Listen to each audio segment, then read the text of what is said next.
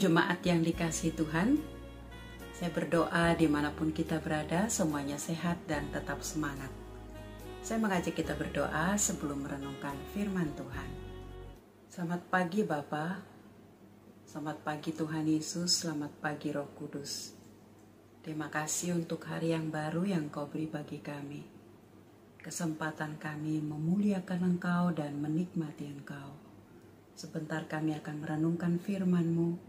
Roh Kudus, terangilah hati kami, untuk kami boleh memahami dan menjadi pelaku firman-Mu. Dalam Tuhan Yesus kami berdoa. Amin. Firman Tuhan hari ini terambil dari Yohanes 7 ayat 37 sampai 38. Demikian firman Tuhan.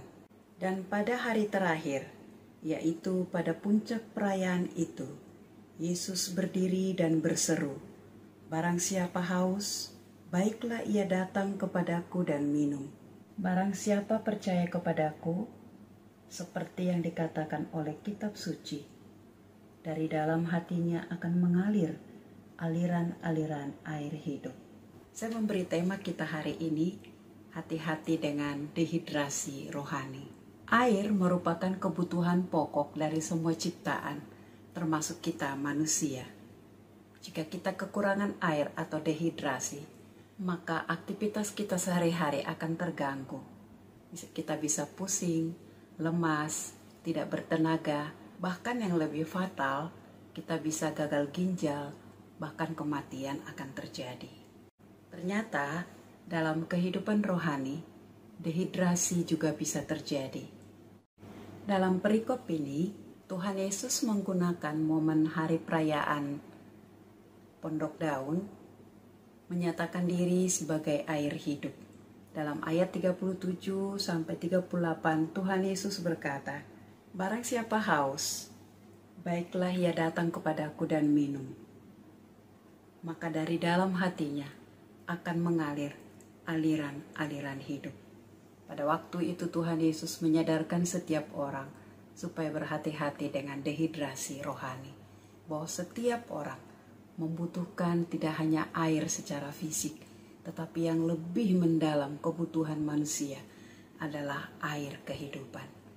Perikop ini juga berbicara saat ini kepada kita. Seberapa Anda peka dan jujur tentang kondisi kerohanian Anda saat ini? Yang pertama, bersyukurlah jika Anda berada pada posisi kerohanian Anda sehat dan menikmati relasi dengan Tuhan. Tetapi yang kedua, apakah Anda saat ini dalam kondisi dehidrasi rohani?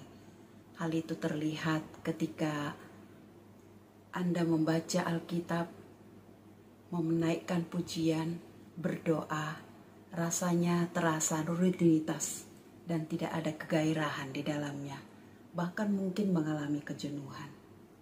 Hal kedua, apakah saat ini Anda dalam kondisi tidak sejahtera atau emosi yang tidak terkontrol?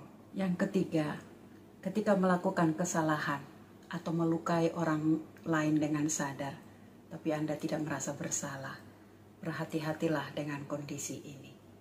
Saat ini lewat kebenaran firman Tuhan mengingatkan kita, marilah kita datang kepada sumber air kehidupan yang akan memberikan kita kelegaan, yang akan memuaskan kerohanian kita.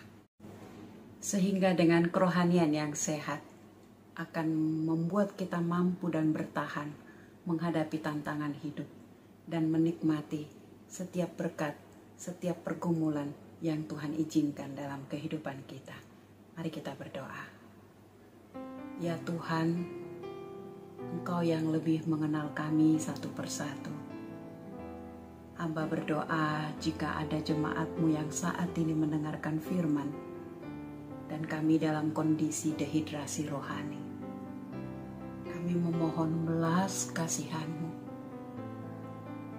Biarlah kami boleh datang kembali kepada Tuhan dan bangkit. Dan anugerahkan kami kehausan akan Tuhan. Untuk kami boleh kembali menikmati keindahan bersama dengan Tuhan. Sehingga itu menjadi kekuatan kami, sukacita kami, menjalani hidup yang Tuhan beri bahwa apapun yang terjadi dalam hidup kami, ada anugerah demi anugerah yang kami alami. Di dalam nama Tuhan Yesus kami berdoa. Amin. Engkau tak besertaku, ku tak mau berjalan. Oh, ku perlu Tuhan, pimpin langkahku dengan kasih karunia-Mu. Pimpin langkahku setiap waktu, berjalan dalam Roh-Mu. Nyatakan Tuhan kemuliaan-Mu dan berjalanlah